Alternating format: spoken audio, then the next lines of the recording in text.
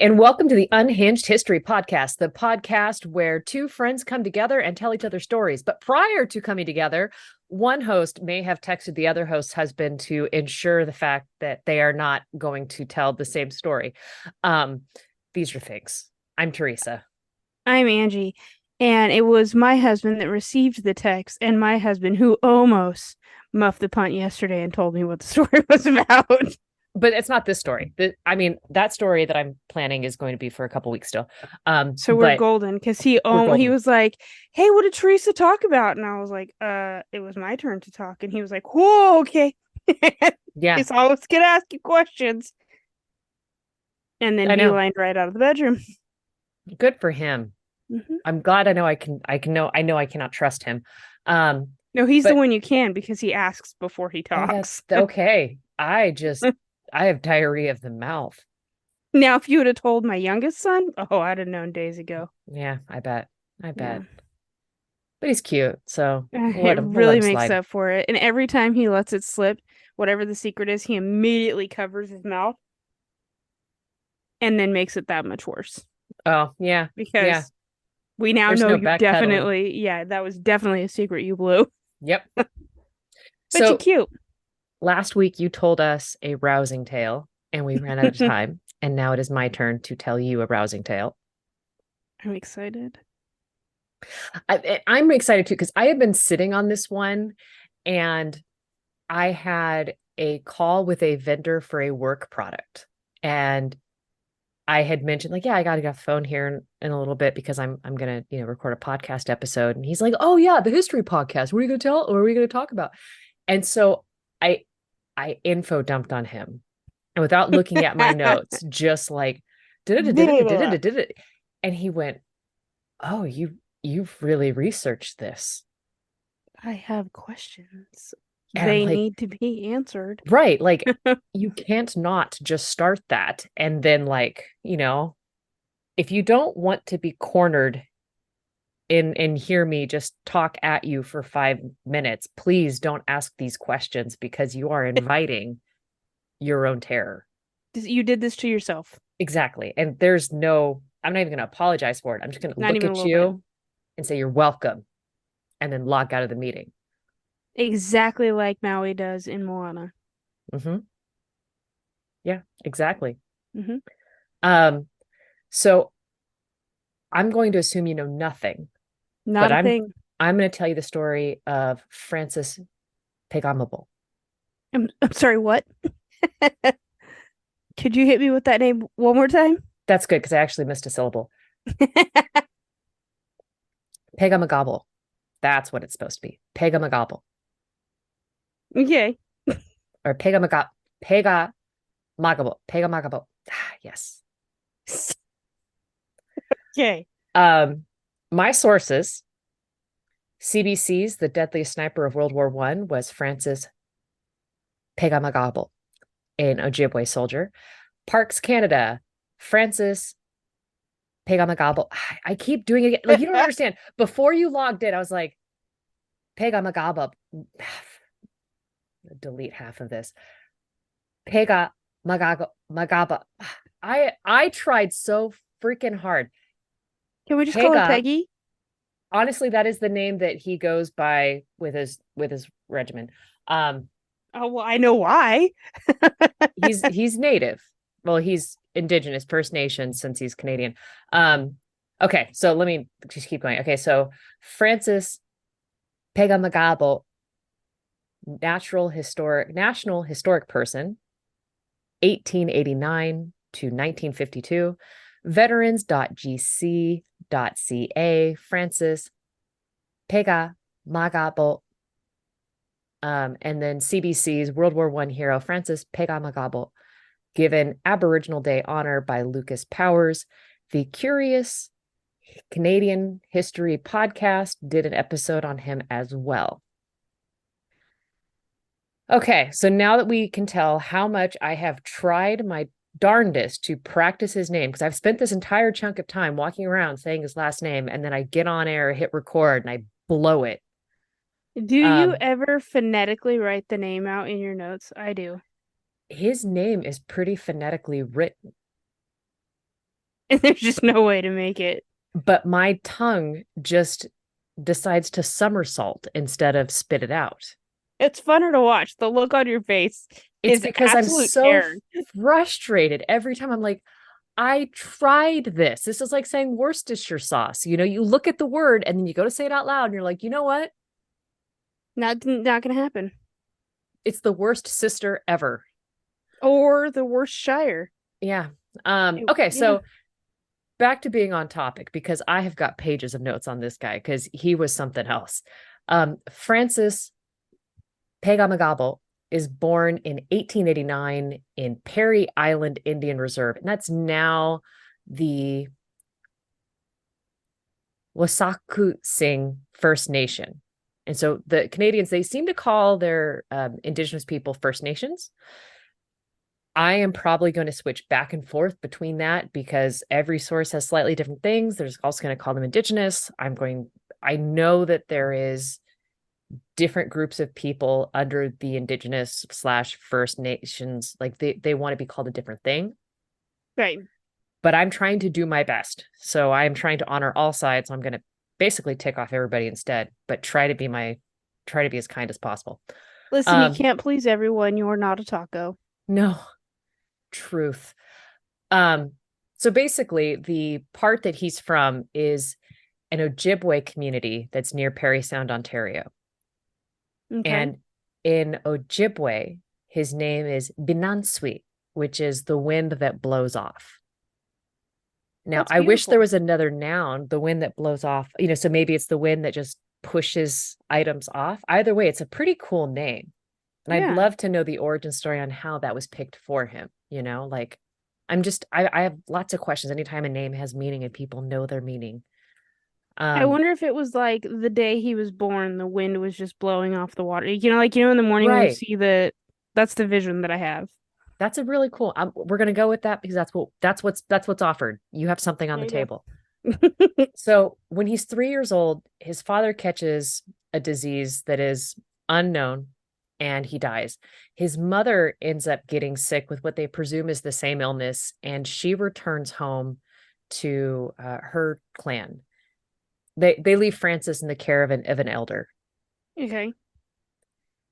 And I'm and sorry, he I'm making sure I didn't hear this wrong. Did the father die, you said?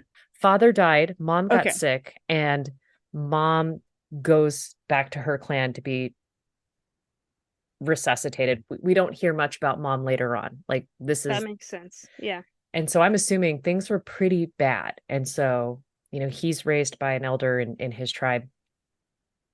And he spends his young childhood really steeped in the customs of both Catholic upbringing, but also the Anishinaabe. And the Anishinaabe is their native. It's both a people group and a religion. Okay. So like the Anishinaabe ranges from Ontario all the way through Manitoba. So huge swath of land, like 3/4 of the width of Canada. I'm sorry. All I can think of is Robin Hood Men in Tights with the big tracts of land. Not Robin Hood Men in Tights. No, that was Monty Python. In Monty Python, she's got large tracts of land. Huge tracts of land.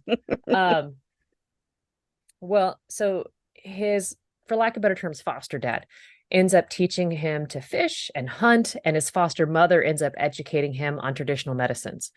And so he really grows up practicing both the Anishinaabe spirituality and Roman Catholicism, which is a very interesting mix. Yeah, I would have to think so. And because he's born late 1800s, um, he ends up leaving school at the age of 12 and begins working in lumber camps and then fishing stations. This checks. Yeah. Eventually, he ends up working as a marine fireman. Okay. I know. I don't necessarily. I didn't dig to see what a marine fireman does. I'm assuming maybe works at fisheries as a fireman. Like these are me guessing. And as soon as I see your face, it's like, I could have looked that up, but I don't know. I was just having this image of like in my brain back then the ships they would have had for fishing and this one lone guy like with his bucket waiting to put That's out the it's a fire. pretty sad image. Um, That's the image Dang. I got. Okay. But honestly, now that you mention it, because I was thinking, fisheries and things like that, but No, the you're boats probably were all made right. of wood. So were Harbors, the harbors, so right, you're probably okay. right. So when he's 25, war breaks out in Europe. We're talking the Great War. Okay. And so Pegahmagabow, he enlists in the 23rd Regiment, which is also known as the Northern Pioneers. And he enlists in August of 1914. And this is pretty much immediately after war is declared. Now, this is kind of weird. And I think we need to take a step back from our Caucasian curiosity to realize that this is weird because he's able to enlist really quickly. And the one thing that you and I won't catch when we read this is that racism towards the indigenous people was so rampant, and that there is a vague policy that's expressed by a dude named Sir Sam Hughes, who's the minister of the militia, that excludes indigenous people from enlisting. Well, I could think of one of two reasons why that could not be the case for him. Go on.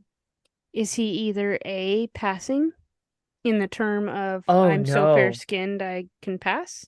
absolutely not. Absolutely not. Okay. Is Like, he so skilled that his function in the regiment would be far superior than not having him there? Because I feel like that could also be a reason.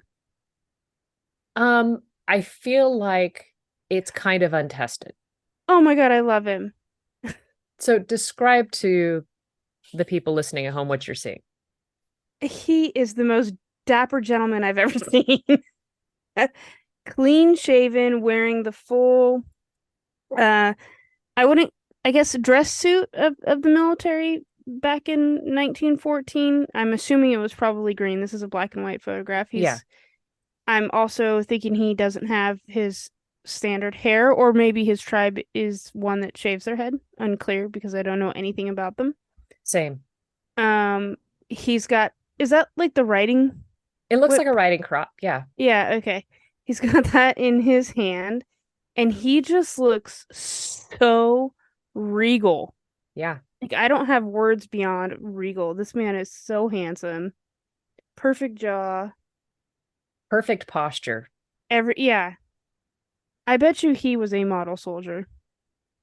Well, we're I about say to that find this knowing we're out. about to find out what Right. crazy things this man Like, did. this is going to go down one of several paths, and it's not going to be boring. I am here for it. Okay. So, no, obviously, he is not passing. Definitely not. He looks very, very the square jawed indigenous. What you would have thought, what Disney said Cocoam looked like. Exactly. Exactly that. That is what he looked Like, like. when you think of an indigenous man, you unknowingly picture him. Yeah, This is what your every mind time. conjures. Yep, every time. Yeah. So the Curious History podcast posits that perhaps um, Pegamagabow's Anishinaabe charms are working for him and helping him to avoid detection because he's already able to go to basic training and enlist. And before he goes, once he figures out that he is going, he undergoes a series of ceremonies to prepare a warrior for battle. So his whole community rallies around him and really gives him a good send off. As people's communities should. And here's the crazy thing: these rituals were banned by the Canadian government and enforced both by government officials and Catholic priests. Wow. Church and state got together on that one, huh? Yeah, well, I mean, it was subjugating the non whites. So at least, we've got something in common. That sounds right. Yeah. And that was one thing that is an unfortunate theme, but it is very, either way, he undergoes these rituals, he goes through basic training, and Pegahmagabow is assigned two of the war's deadliest jobs. He's working as a scout, running messages from the headquarters to the front lines, and Mm-hmm. he's a sniper. These both check for his skill sets, or what we would imagine his skill sets to His be. presumed skill sets, right? Yeah. Yeah, because while we were riding BB guns, we were actually this checks. Riding bikes into trees, playing with BB guns, honestly, it sounded like a misspeak, and it was, but I think it was one of the more truer statements I've made. So sniping ends up being this man's specialty. And his group of people, his regiment, start calling him Peggy because Pegahmagabow is quite the mouthful. Is it? And It looks so easy to say. it doesn't it? But that said, like my grandfather's last name was Rickard, and everybody called him Rick. So they shortened everybody's name. They just don't have time. Well, yeah, your nickname needs a nickname. Yeah. So one of the things that's written about him, and this is an incredible one, is quote, his iron nerves, patience, and superb marksmanship help make him an outstanding sniper. Like, Okay. oh. Okay. In a like in one of the interviews that I got to listen to, I think used the phrase hasten slowly. That has the exact same energy as walk softly and carry a big stick. It does. It has like you're just like, oh, like so this guy is just super good at being very chill and calm and waiting for the perfect shot. I like him.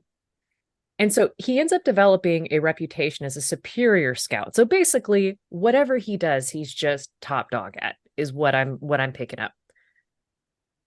And the first battalion, his group, experiences heavy action almost as soon as they arrive on the battlefield. So the first battalion fight at the Second Battle of Ypres, where the enemy introduces a new weapon, poison gas. Oh, okay. Yeah, so and then he's also there at the Somme. Now his unit was supposed to be in the reserve, and it's stationed to the left of an African division. And this was one of those moments where I'm like, African division. Oh, like that caught me off guard.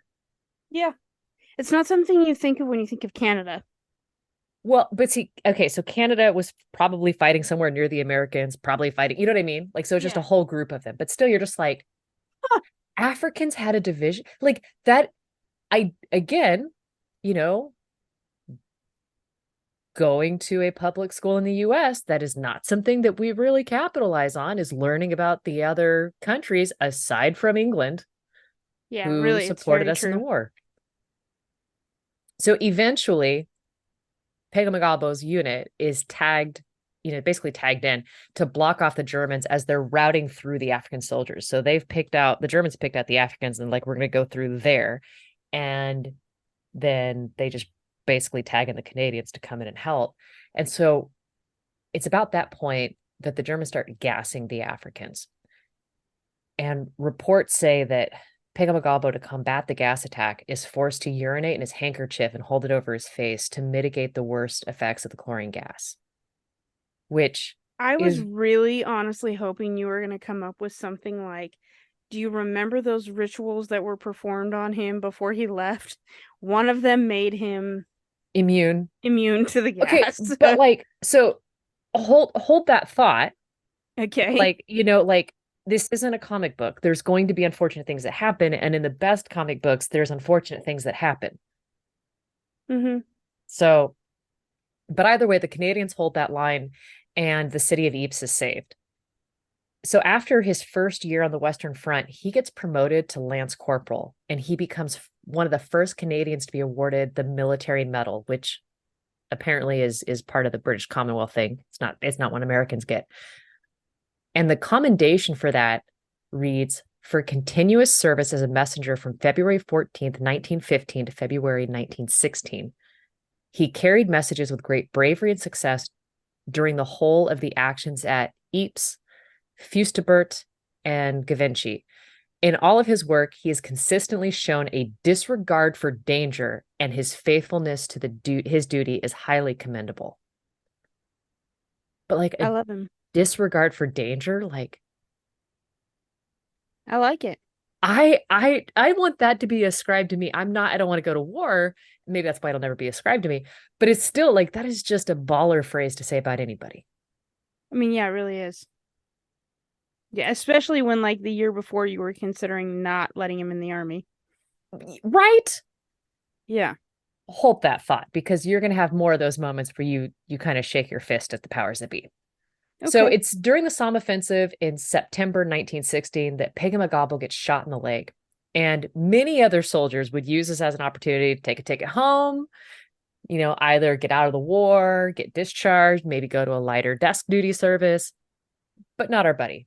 Peggy recovers and makes it back in time to return to his unit in Belgium. As you do. So he spent, as you mentioned earlier, so much of his youth hunting that he turns out to be this uniquely skilled sniper. And he enjoys, I can't say enjoys, he sneaks into no man's land in between the two armies under the cover of darkness. He buries himself in all of the material around him and waits patiently until a German helmet fills the scope. He doesn't go looking, he just waits and then takes it out. And it's a mix of patience and unerring aim that makes him the deadliest sniper on both sides of the war. Yes. I love him so much. Now, it's kind of hard to figure out just how many kills that Pegahmagabow has because he didn't keep records and he didn't have a spotter that he brought with him. That's even more impressive. So, even with that, we have 378 confirmed kills. From one shot 500 yards away. And here's the crazy part, he has 300 captures. So I have over 300 kills and 300 captures. Bro took basically 700 people off the battlefield single handedly. I'm here for it. And he does it all. And this was something that I had to explain to Hubs. I had to sound like I knew what I was talking about this next one. And he like tried to fact check me, and I was right.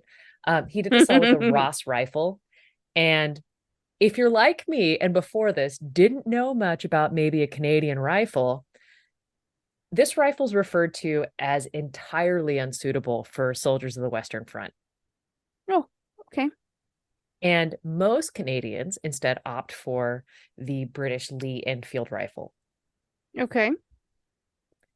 Now, the Curious Canadian History podcast, they report that when the Ross rifle is kept clean, it's the superior weapon. But this is a battlefield, and keeping a weapon clean, keeping It's anything yeah, clean, it's it's going to not be a pain in easy. the ass. But Pegahmagabow, he's up for this rifle. It's That is his. his. Yeah, exactly. Yeah. He's gonna keep it clean. It's his. Yep.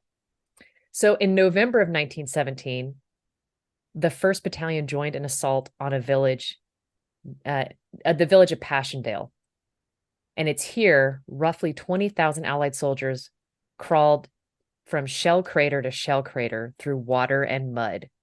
With 2 British divisions, the Canadian Corps attacked and took the village, holding it for 5 days until reinforcements arrived. The Allies suffer 16,000 casualties at Passchendaele. Of the original 20,000? Yes. Whew. That's a hard loss on that one. Corporal Pegahmagabow earns his first bar to the military medal, which basically means he earned it again. Mm-hmm. And that citation reads, this NCO, non-commissioned officer, did excellent work. Before and after the attack, he kept in touch with the flanks, advising the units that he had seen. This information proving the success of the attack and saving valuable time in consolidating.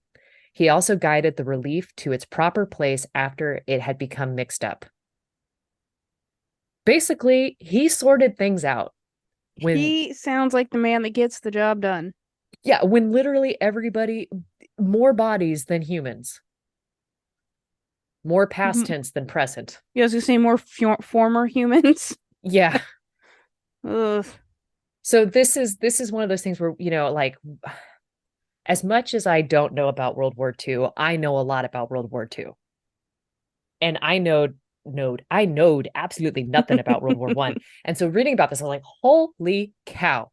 So during this whole thing, he was well liked by his fellow soldiers, and they seemed to believe that he was protected by otherworldly powers. He had decorated his tent with protective images, including an elk, which is the sign of his tribe. And he was taught how to draw these Anishinaabe images prior to heading out to war. Hmm. So you think about it, 16 out of 20 unalive, and he's still standing. And one story tells of his unit being stuck in German crossfire. They're unable to move, they're pinned down in the rain and the mud. And one of the officers gives him some tobacco and earnestly requests that Peggy try to do something about the rain.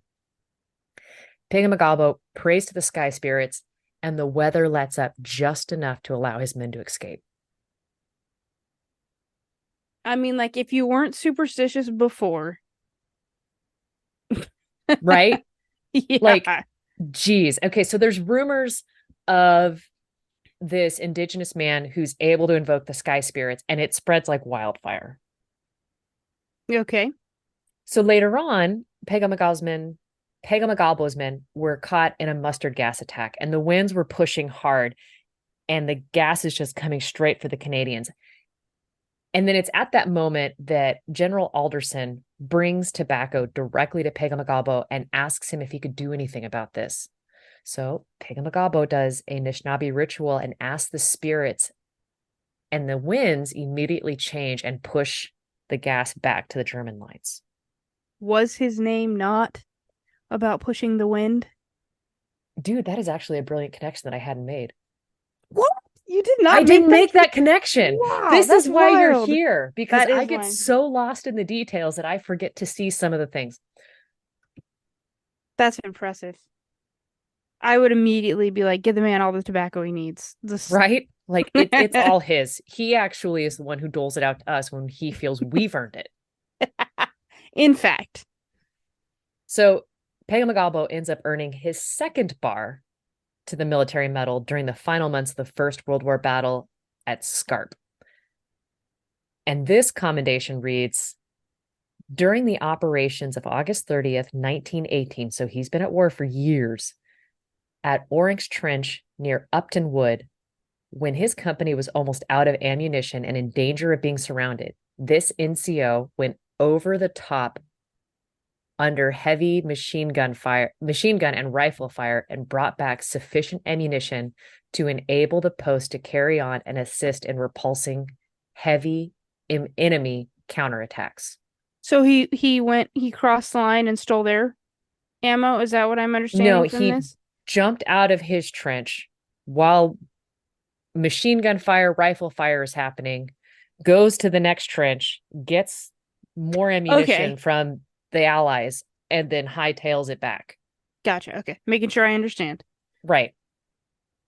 I mean, because either way, that's a baller move, not one I would want to do. Yeah, no, I mean, I don't think I want to sign up for war in general, but let alone that, you're just like, holy cow, like this man is just absolutely incredible. Like the more I kept learning about him, the more I was just like, and then what happened? And then what you do? Right. I mean, it was insane. So if you really get the chance, listen to the podcast on him done by the Curious Canadian History, because they did a lot. They were able to get a lot of really neat info, and a lot of it, the stuff I found was the most fascinating, comes from Pegahmagabow's family and the interviews that the family have done since he's passed on. At one point, there is a story of Pegahmagabow comforting another soldier. And this is prior to them getting shipped off. And the soldier's like just really full of anxiety and fear because he's headed off to war. As yeah, most people would be less than excited about that. Yeah. And Pegahmagabow tells him, if you're already thinking this way, if you're already afraid of getting killed, it's going to be that fear that gets you killed. It usually is. Yeah, it's just you're so caught up in your own brain. He's like, so what you need to do is you need to take apart a dead tree branch and chew on it a while. Don't swallow it, just keep it in your mouth. And if you do this, you'll be able to pass through the lines. Okay. So basically, practice mindfulness.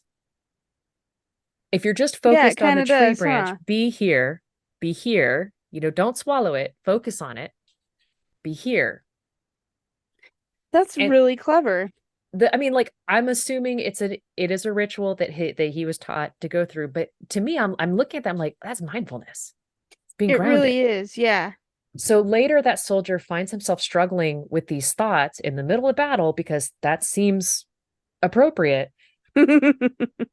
And he remembers what Pegahmagabow says, and he does the branch ritual and passes right on through without being injured. Get it, buddy.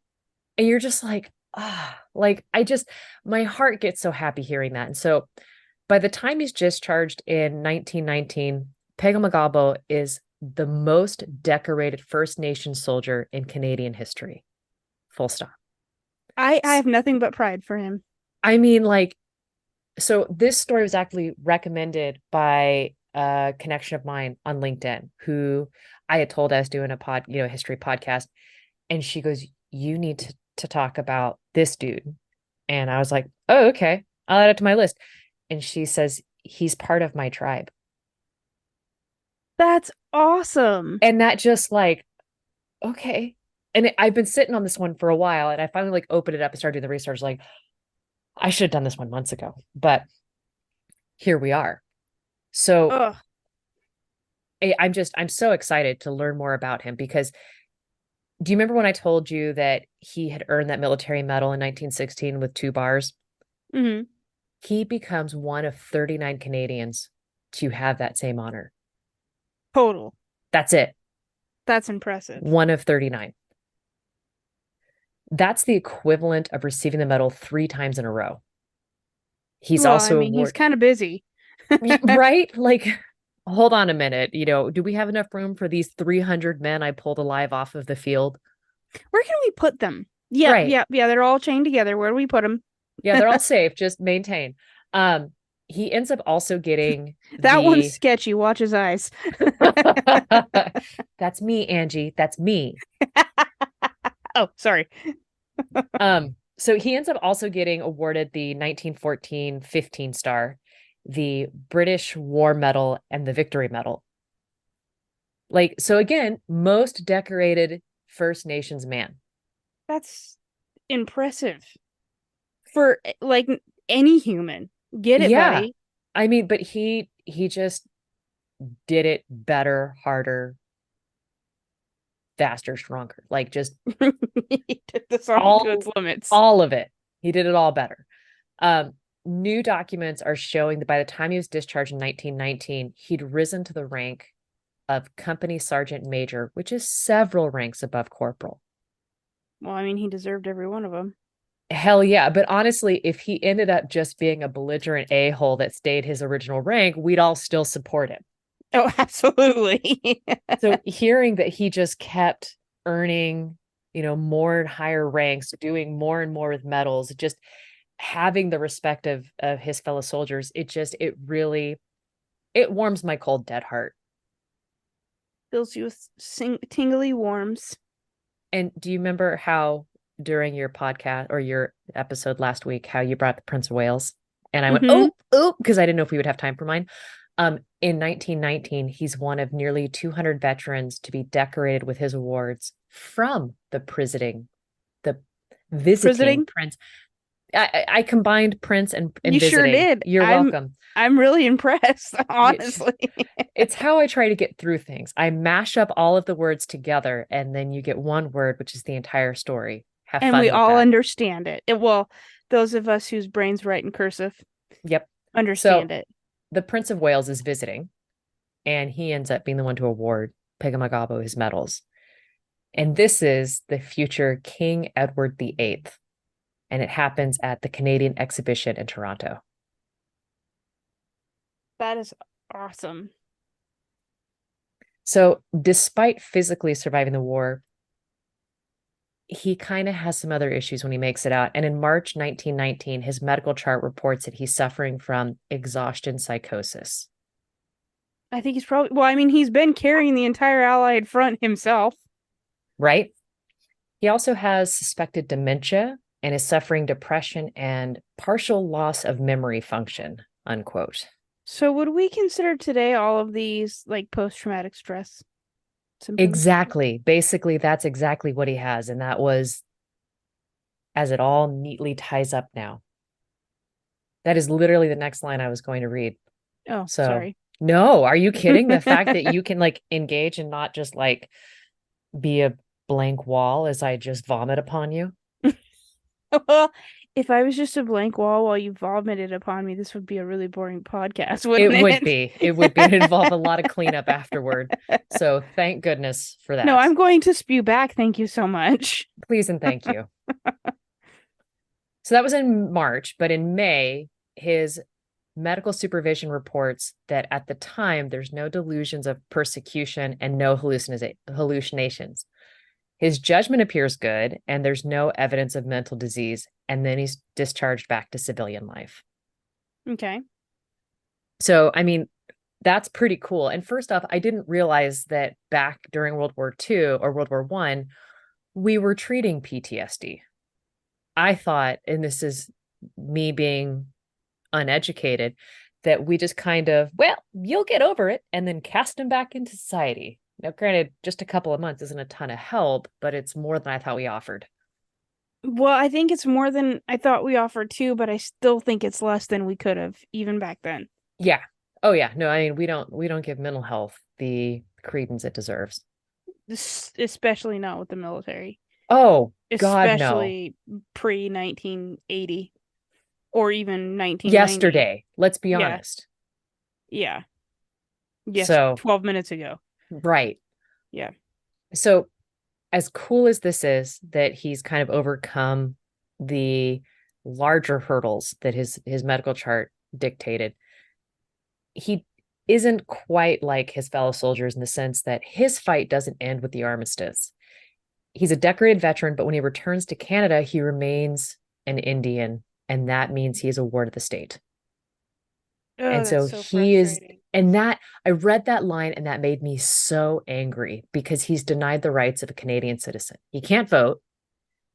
And as it is with the case of all First Nations people at the time, in every aspect of his life, from his ability to leave the reserve to his military pension, it's controlled by an Indian agent who's basically just a powerful white bureaucrat assigned to oversee all indigenous people in his jurisdiction. I hate this for him.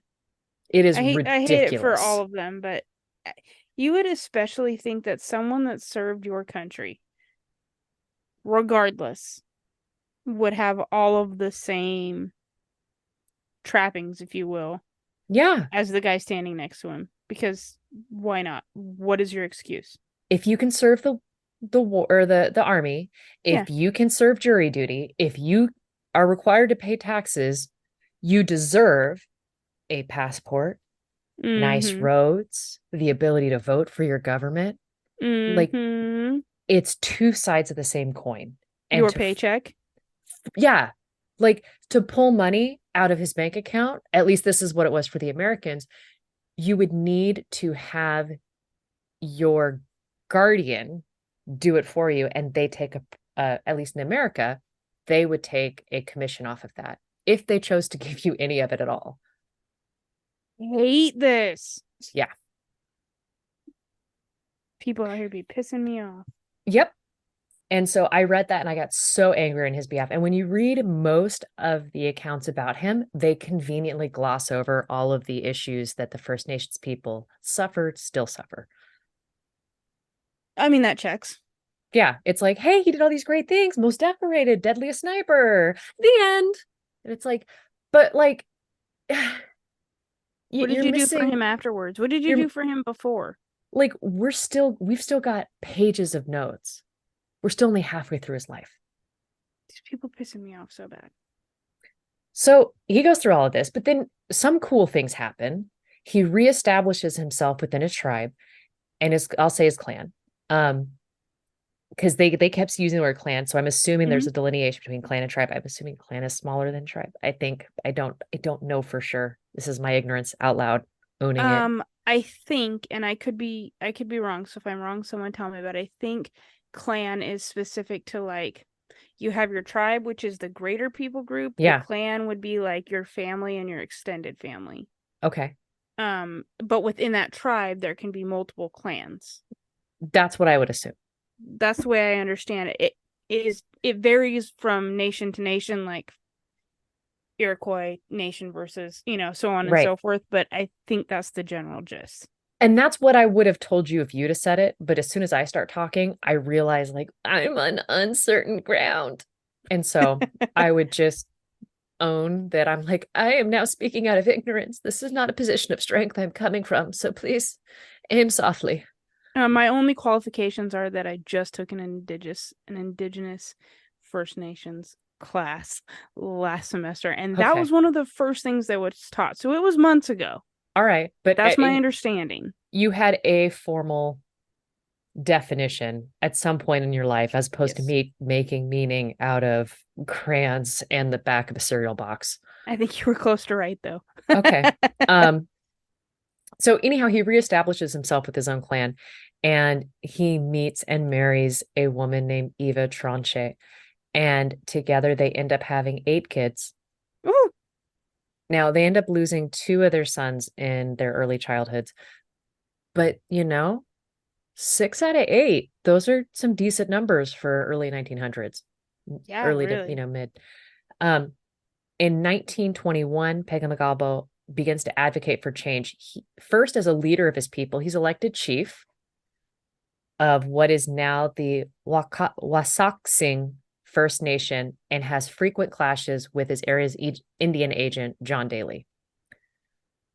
So, I mean, he wants to do things like withdraw money from his bank account or, I, um, I would like to go to the IHOP. yeah, basically leave the reservation to go to Main Street to do whatever it is that us white people decide to do freely. And it ends up not being a good idea. So, him and his fellow band counselors embark on a letter writing campaign, and they're trying to increase the power of the elected indigenous officials. But Ottawa insists that he can only communicate through Daly, who hates him because, yeah. That makes for a great agent. I mean, I feel like that's kind of what they looked for back in the day. I'm thinking probably. I'm sure Yeah. there was money in it for them to It's be. like, we don't really want to deal with these people. So, how good are you at gatekeeping? Because we want you to control the insanity that we feel is them and not us because we feel we're great. That the essentially the insanity that we caused. Yeah. I mean, I'm just gonna say it. we keep moving them and not honoring our own treaties, and we want you to deal with the fallout. Okay, We bye. we don't want to hear how badly we've messed them up. Yeah. Yeah. So he's chief until 1925, and he resigns due to political reasons. His clan views him as too traditional. Oh, okay. I don't know Uh, why I didn't see that one coming. so Pegahmagabow, he wants to expel all non-indigenous people from the reservation. And that part I'm sort of fine with. I mean, they had it coming. Right. Like, you know what? We don't give you much, but if it's your land, I feel like you deserve that right. They kind of get up in arms when he also says that they should kick out people of mixed ancestry off the reservation. Oh, okay. And I I'm didn't like, see that coming either. that's a bit hard. So basically you're telling mothers to give up their children because their children are mixed. Could the mother Like, not go with them? I don't know. I don't know. But he's advocating for this and they're like, hold up a minute. Hold up a minute. Yeah. Okay. So he really wants to return to an entirely older political system in which the elders have a lot more influence among the people. So the community is like, we just can't with you. We've got to modernize somehow. We have to keep, maybe our children. And, It helps. it kind of keeps everybody a little calmer when kids and grandkids are still here. Um, but either way, like that was the one thing that I kind of went, ooh, that hurts a bit. Because you think about it, it's like, you know what? Everybody who's wronged us needs to get out the door. That's fair. It's like, I'm with that. And then it keeps going. I'm like, okay, I don't know if I get cagey about it. So when I hear everybody else get a little up in arms, I'm like, I feel you. Um, Yeah. Yeah, I would agree on that one. but even though he resigns, it's during this time as chief that you really look at his full career and tenure. He's addressed a number of treaty transgressions, and he continues to try to communicate through John Daly, and it just doesn't quite work. In 1943, actually, let me back up. Oh, okay. So he does all this stuff. His people call for his resignation, and and I get it. I get it, you know. Um, in 1943 and then in 1945, he attended conventions that brought indigenous leaders from across Canada together. And it's the second convention that results in the founding of something called the North American Brotherhood. So he's really trying to bring together all of these top leaders from the different groups and like get them to organize so that they can actually stand up to the government, which I deeply respect. Mm-hmm. In 1945, Pegahmagabow is elected the supreme chief of the Native Independent Government. And this is Yeah, an buddy. right. Like, I was just like, first off, I didn't know it existed. Secondly, stoked to hear that somebody with his background is doing it. This is an early indigenous civil rights organization, and it's the precursor to the Assembly of the First Nations. Okay. And their whole goal is to give more autonomy to the First Nations people. Perfect. And yeah, I have zero problem. You know what? Should have happened yesterday. Whatever you're asking for, it should be yours. It should have happened already. Shouldn't have been taken from you in the first place, but here we are. Yep. So during this time, the people seek his guidance on issues that range from unsolved land or unresolved land claims to curtailed fishing and trapping rights. Because of course, we have to Mm-hmm. take away the thing that their people have been doing for a millennia. Or more. Yeah. And Yeah. so I just get more up in arms. But it's by the 1950s, Pegahmagabow's war injuries, they start catching up to him, despite the fact that he was able to ask the sky spirits to push the gas back towards the Germans. He does end up sustaining quite a bit. And so his lungs are so weakened from the gas exposure that he needs to sleep sitting upright to keep them from filling with fluid, Oh, which is a really unfortunate situation. And he ends up dying yeah. of a heart attack at age 52, or in 1952 at age 61 at St. Joseph's Hospital in Parry Sound, Ontario. Hmm. So his legacy lives on as an example of a life of service, determination, and is renowned for his bravery, both as a soldier in World War I and his ceaseless struggle for his people's rights. And Get I it, buddy. got a couple of things to end on to try to bring it up to a mediocrely higher note. Listen, he wasn't eating any puppies. So, I mean, it's not as dark as I could have gone. There's a bronze statue of Pegahmagabow in Parry Sound, near where his tribe is located or his clan is located. On his arm is an eagle, which is his spirit animal, and there's a caribou behind him to represent his clan. His Ross rifle is on his back, and his military medals are on permanent exhibit in the Canadian War Museum in Ottawa. pretty cool. And let me show you the picture of his bronze statue before I read to you a quote from a family member of his. Actually, let me. Oh, that's beautiful. So, when reflecting of his life, Francis Pegahmagabow rarely spoke of his military accomplishments. However, his son Duncan recalls being told that his father was responsible for capturing 300 soldiers.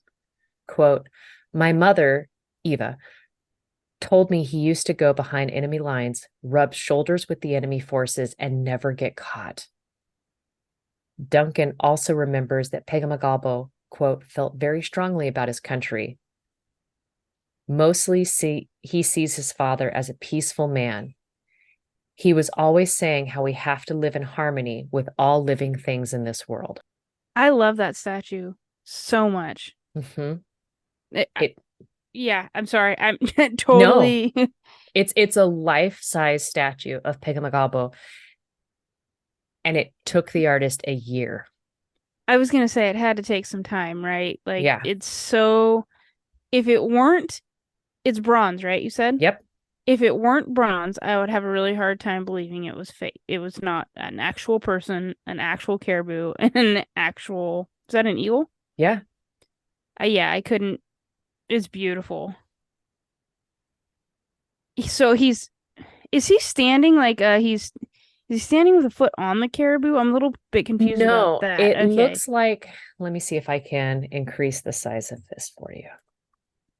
So there is a rock with the caribou Oh station yeah, behind yeah. him, Okay. and Okay. his foot is on the rock, one foot slightly more elevated than the other because the rock is at, an incline. Right, that makes sense. Okay. At first I thought the caribou was laying down and he had like one foot on it, but Mhm. I thought that didn't seem to be the right symbology. So I had to ask. I wasn't quite sure. That statue was unveiled roughly about 100 years after his experience in the war. Wow. So it took us quite a while to pull our heads from our asses That and checks. acknowledge the incredible man that he was. But I found myself just like, holy crap, holy crap. Like the more I read about him. Yeah, every fact gets bigger and bigger. Like Yeah, he's one of those things of legend that like so incredible and so renowned for his ability to call upon the unseen that a general comes by and is like, "Hey, I got some tobacco for you. can Can you do me a you solid?" do something with this? I Yeah, want to know more about this general too because it seems like he had a enough of a relationship at least with him to understand their spirituality. right. Or at least was desperate enough and had heard the rumor. Yeah, at the very least, like I want to Right. know what he was thinking. Oh, I love him. Yeah. Pegahmagabow. You It's know, really hard to say. and it, like I said, it's you see it spelled out, and you're like, yeah, that's phonetic. I can get through that. Yeah, And your tongue goes, we haven't done that combination. these letters So don't work like this. I'm going to make you sound like a moron for the next 9 pages. Well, I mean, it wouldn't be any fun if we didn't have some kind of tripping over our own tongue problem, right? I mean, I trip over literally everything else. So what's a word? But yeah, no, I absolutely had such a blast learning about him. And you should have heard about him months ago. But there's a lot of story ideas, and this was his. I am gonna have a really hard time coming anywhere near the legend of this man. Because it's just like no matter how you cut it, it's like, no, he was a badass. He was the top sniper and the most decorated And that indigenous. one time he brought 300 people home for dinner. Right. Like, I don't think he brought them all home at one time, but like to hear his son say that like he would just go in like shoulder to shoulder. And I told that to Hubs, and his response was basically, did he pass as white? And I was like, no, no, no, he didn't. And I showed him a picture of him. He goes, yeah, that would kind of stick out in a German trench. A little bit, just a bit. Yeah. Well, oh, so I always think about this when you think about just your average soldier on the ground, especially during World Wars One and Two. It, they were not always the worst people on the planet, right? Like most of these guys on any side were just trying to survive and They're were just called into everyday this war, people. right? Yeah. Like this isn't necessarily their fight, it's just their flag. Right, exactly. So like it kind of reminds me of the Christmas holiday when they Oh, ceased fire and played soccer and it took forever to get them to fight yeah. again. And Like, sang Christmas hymns and yeah, so why I guess to me it's hard to not believe that someone coming into your trench and just having a chat with you would be out of the would be considered unreal to happen because most of mm, those soldiers were just trying to survive on both sides. So, yeah. yeah. But I mean, how do you sneak over there without getting caught? Like, So I have a many lot of times. questions. Like when 16,000 out of 20 are crossed off the census and you make it out. and you do it again and again and again and again and again. Like, Yeah. I wonder, oh, who was it? There's a oh, I'm gonna have to find it. There's a chief that like was one of the last war chiefs too, and you have to, yes, like yes. touch the feather, touch the, you know what I'm trying to say? Oh yeah, I okay, hold on. I think I know his name, but if I say it out loud, I'm gonna be completely wrong. That's I gonna thought drive me. about him a lot as I did this story too. Joe Medicine Crow. Yes, yes. I knew it was Joe, but I couldn't remember. I couldn't remember the rest of it. The medicine one is what I was like, no, you're wrong there. Don't say that out loud because it'll be wrong. So at least like you have to touch the enemy before you kill the enemy, So the four unhorse the tasks: enemy. touch a living enemy, take an enemy's weapons, steal an enemy's horse, and lead a victorious war party. I think he probably did all of those things. I don't hear anything about him getting a horse. He had that riding whip, I'm just saying. I mean, he did have the riding crop, but I have a feeling what made Joe Medicine Crow unique is he actually got to stables and a literal frickin' horse. You know what I mean? Like the stars aligned just right for Joe Medicine Crow to really pull off that hat trick. Like, did you call it a hat trick? Or I just, I yeah. did diminish it a bit, but it's really an incredible feat.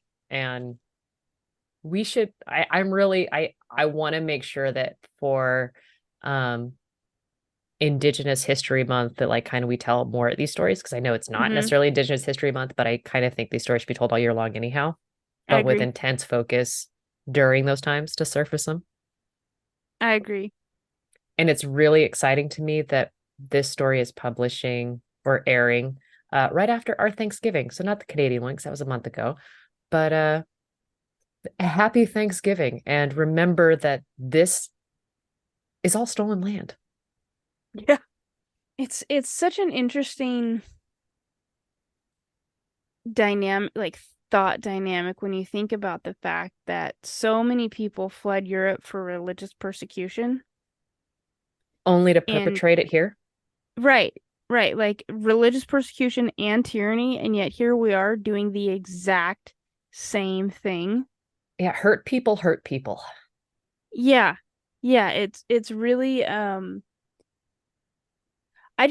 would have thought that those people, maybe not the initial, few hundred or whatever, but the people that came after 1495, like in the 1600s, in the late 1500s, would have seen their actions sooner. Like, why is this something we're still dealing with today?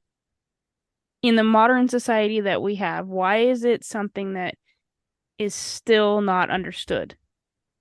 Does that make sense? I think we have a lot of unresolved trauma and responsibilities as to how we got that trauma. You know, like Absolutely. Yeah. we parent in ways that our parents parented us, regardless of knowing that our parents messed us up. Yeah. And because we're perpetrating the same sins done to us, our children are doomed to repeat it as well. It's the sins of the father. And in this case of stolen land, it really is. Like, I think as a parent, when you think specifically from parent to child, like you think about what you didn't appreciate as a kid and you promise to not be that way, right? Yeah. Like you would think as a persecuted individual coming from the old world to the new world, your goal would be peace. But okay, so you said something interesting, and I don't know if you recognize that there is an internal contradiction.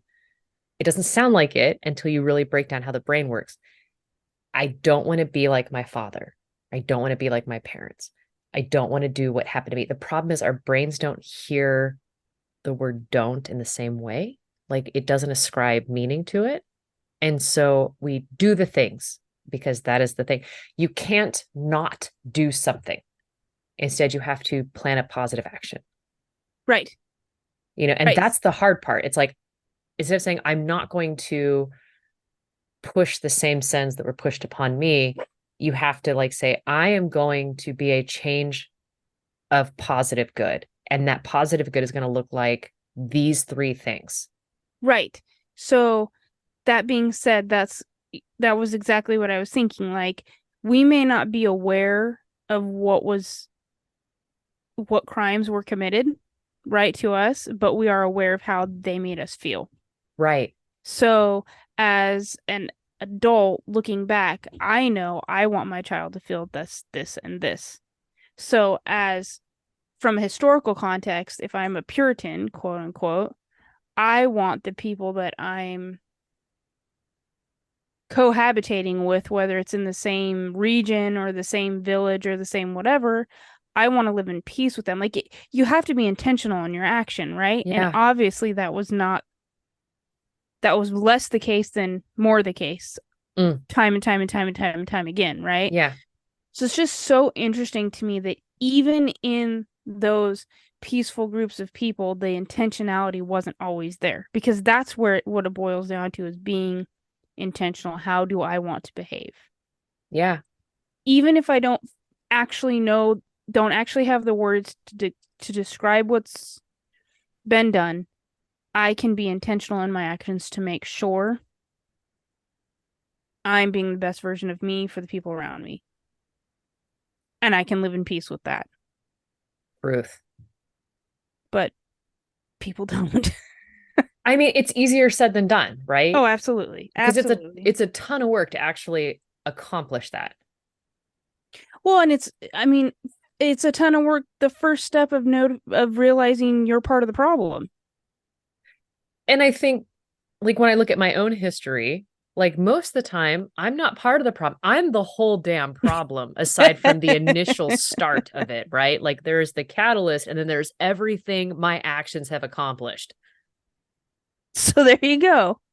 Like, recognizing that you're not just a player, especially in historical context. You are not just a victim. Oh, You yeah, are no. also victimizing someone else to, Hmm. in this, Yeah. it's It's that that's the main first character step. energy and recognizing that the main character can also be a villain. Yeah. And not the cool kind that we like, the morally gray ones. No, the one where you're just like, ooh, Oh, that guy. that gets discussed in class. Mm, Hitler. mm. Ooh. We're gonna need to dissect that one. Also, this week's therapy brought to you by our history class. Right? It's like, ooh, ooh. Well, and on that note, if you have enjoyed unpacking the rather convoluted, complex history of us messing it up and probably joining it yourself, rate, review, subscribe, email us, let us know what are the other stories that we haven't covered that we probably ought to. Like, those are things that we want to get in on. And if you're like, Absolutely. you know what? You really need to cover blank, hit us up, unhinged.historypod@gmail.com. We read every email that comes through. Sometimes twice. Right. We might screenshot them and also send them to those around us to be like, look what was said. These are all things. Hmm. And on that note, goodbye. Bye.